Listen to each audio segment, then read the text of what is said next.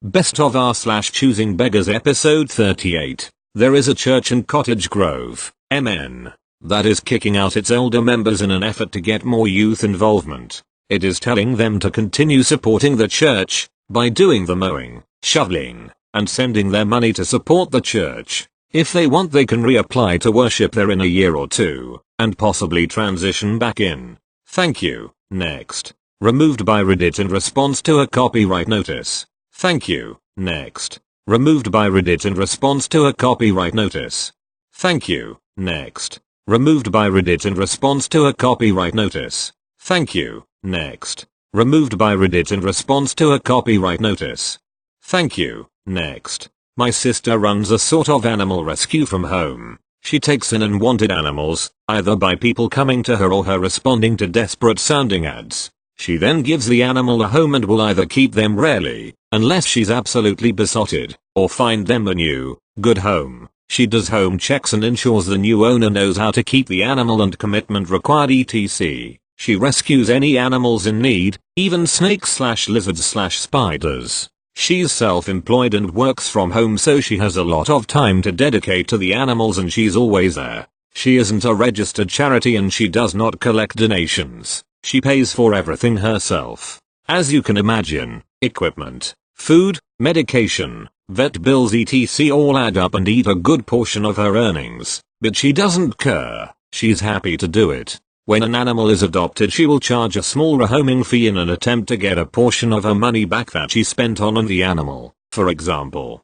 if she has had a rabbit for a month, she will charge the person adopting usually around a £10 adoption fee. This is to recoup some of her losses. These animals have often been neglected, so are taken straight to the vets, which is so expensive, but it's also to ensure that the person adopting is serious. Everyone would take something for nothing, but when you have to pay, it encourages you to think about it more. Anyway, to the point.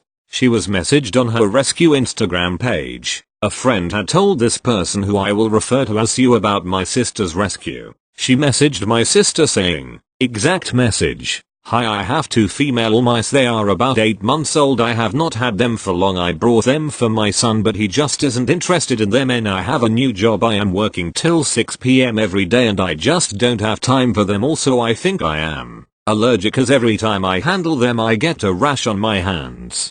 So my sister messaged back and said that she would be happy to take the mice and asked if Sue could drop them off, and if she couldn't, my sister would pick them up.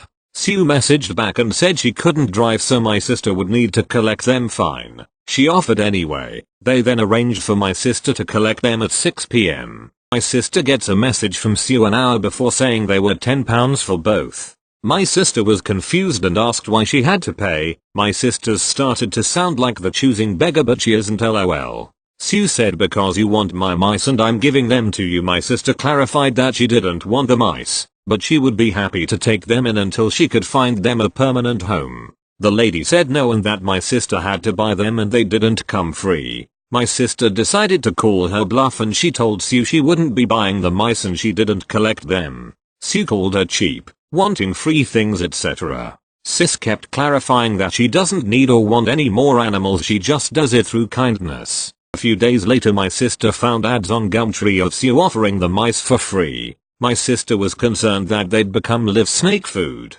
She texted Sue and asked her if they were still available. She warned her of the dangers of offering them for free and told her that she would be happy to have them.